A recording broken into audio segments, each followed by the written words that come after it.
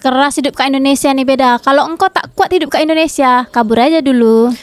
Presiden Jepang lagi menunggu TKI Indonesia. Pak Prabowo pun setuju, kirimkan TKI Indonesia nih ke Arab lagi. Iyalah, karena dari TKI yang di Arab itu boleh dapat 30 triliun, Mbak Yu.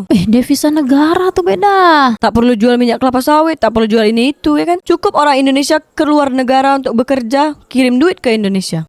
Indonesia nih tetap berhubungan dengan koruptor sama mafia-mafia yang ada di Indonesia. Makanya kita harus catat nih, kita rekam dalam jejak digital supaya kita tak lupa.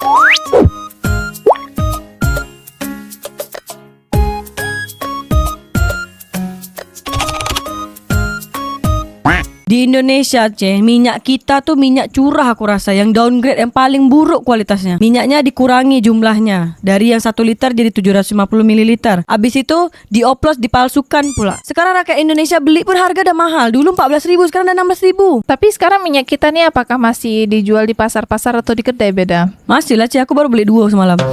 Kalau rakyat biasa nih, yang penting ada aja minyaknya. Karena Indonesia nih lain sikit, nanti hilang minyak tuh kalau banyak protes. Karena mafia-mafia di Indonesia ni banyak, Yang tertangkap tu kan baru yang kau tengok tu aja dekat berita. Yang tak tertangkap banyak lagi. Mulyono ni Mulyono mana beda? Kenapa orang Indonesia ni selalu sebut Mulyono? Kau tak kenal Mulyono, Iyalah, Mulyono ni banyak dekat dunia nyata. Ini Mulyono yang mana satu? Pertamina, minyak kita, Antam, BUMN dan lain-lain kebuka semua. Meski bobrok dari dulu, benar kata Pak Mahfud. Netizen Indonesia ni beda. Dia ni suka mandai-mandai ya, dan ngalang-ngalangkan detektif pula dengan penegak hukum.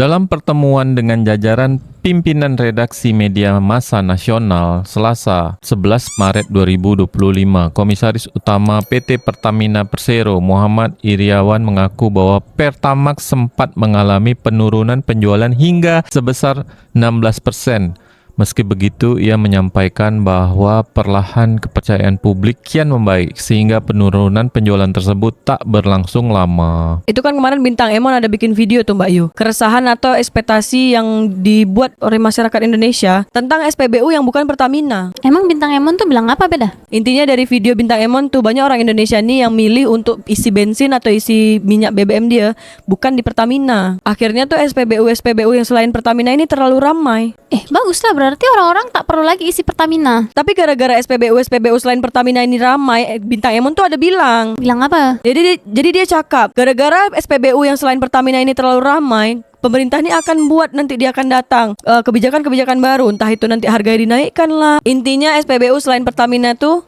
dia regulasinya akan dirubah lah. Kan Pertamina pun dah puas menguasai pangsa pasar ke Indonesia. Kasihlah peluang untuk merek-merek lain masuk ke Indonesia.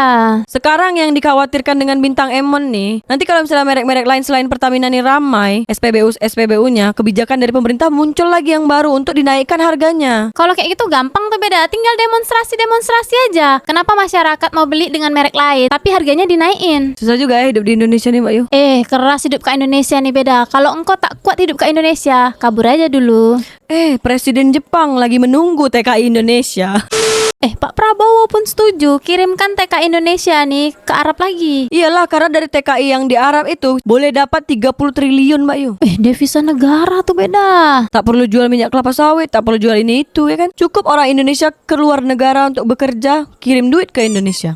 Jadi apalah kata Fufafa tuh beda tentang penjualan Pertamax yang turun sampai 16%. Untungnya berapa, Min? Kata Dani Krisnata. Dijawab sama koruptoy. Mulut engkau. Standar sulfur BBM produk Pertamina 500 ppm, sedangkan standar Euro 50 ppm. Sel 10 ppm, Pertamina ambil provide dari BBM non-subsidi lebih dari 10% laba. 2023, 76 triliun, 2024, 42,35 triliun. Harga BBM yang kita beli harusnya tidak semahal itu. Kalau semua langsung dihandle Pertamina, selama ini konsumen digiring hanya untuk membiayai hidup mewah para pejabat sialan. Indonesia nih tetap berhubungan dengan koruptor sama mafia-mafia yang ada di Indonesia. Makanya kita harus catat nih, kita rekam dalam jejak digital supaya kita tak lupa kejadian-kejadian yang ada di Indonesia, terutama tentang kebijakan-kebijakan pemerintah Indonesia terhadap masyarakat Indonesia. Kok cuma 16% ya, kata Koirul Alexander. Dijawab sama Lingga Movik. Karena selain Pulau Jawa, Bali nggak punya pilihan. Kalau ada ya pilihan bisa jadi turun 58%. Iya, kami di Tanjung Pinang tak ada merek-merek lain selain Pertamina. Kalau di Kalimantan tuh bisa bisa tuh Mbak Yu, Kalimantan Barat kan perbatasan sama Sarawak sama Sabah tuh. Bisa dia beli dekat Malaysia lebih murah. Tak boleh, tak boleh. Pemerintah Indonesia tak kasih tuh beda. Beli apa-apa harus di Indonesia. Kata Bu Sri Mulyani. Bukan percaya karena kalian gak ada saingan aja. Lihat tuh SPBU swasta mulai rame. Andai ada di setiap kota SPBU swasta ini, aku jamin turunnya bisa sampai mencapai 30-40%, kata Muhammad Ramadan 09. Ya tetap Pertamina menguasai Indonesia, sedangkan Petronas ada di berbagai negara. Oh, udah mulai percaya? Ya hancurkan lagi lah, gak usah dibeli, kata It's Fahmi. Dijawab sama Harvertur. Begitu hancur Indonesia berhenti bukan? Dijawab lagi sama Samsul.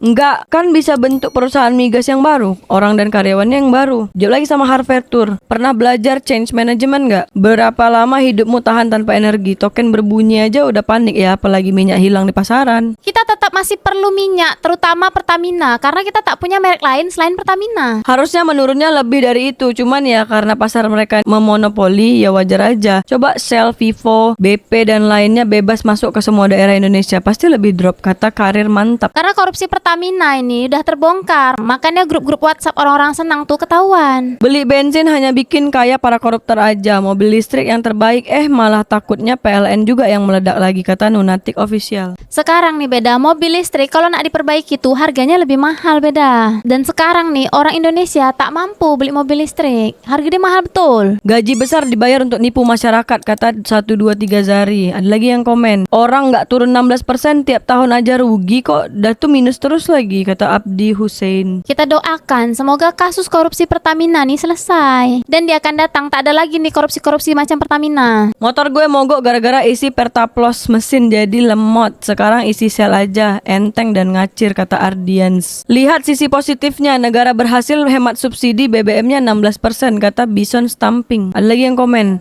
dirut orang Gerindra, komut orang Gerindra, kata Anugrah GT. Ya tetap harus mempertahankan orang-orang berkompeten yang ada di Pertamina tuh beda, biar Pertamina tuh jadi makin maju. Tapi kan yang ada malah rugi terus Mbak Yu, Petronas yang untung terus. Ya Petronas tuh ada di berbagai negara, sedangkan Pertamina hanya ada di Indonesia. Jangan baper lah, Pertamina wajar dong dikasih hukuman, kata Tristanto YS. Dijawab sama Yuningsih, sudah nggak percaya percuma dioplos terus dikorupsi. Terus dia mention @Pertamina sama @Pertamina Patraniaga. Makanya kita nih harus catat korupsi-korupsi apa aja yang ada di Indonesia, dan kita lihat Indonesia dia akan datang macam mana nasib dia. Ada yang jawab nih Mbak Yu, Apa tuh? menuju 58%. Data Andrian Meizar. Tuh di Indonesia dia akan datang menuju 58%. 58% tuh oke gas beda, bukan Pertamina. Koruptor dikasih jabatan di BUMN, yang ada makin hancur, boro-boro mau maju, setiap ada untungnya langsung dicuri berjamaah. Lihat aja Pertamina 30 tahun lalu dengan Pertamina sekarang, gak ada perubahan di pelayanannya sama sekali. Kumuh, kotor, kasar gak tuh? Kumuh, kotor, kasar, asal-asalan pelayanannya. Cuma toiletnya adalah perubahan sedikit. Sampai kiamat pun belum tentu akan ada perubahan lagi, karena isinya semua sibuk cari celah untuk mencuri keuntungan BUMN. Majulah Singapura.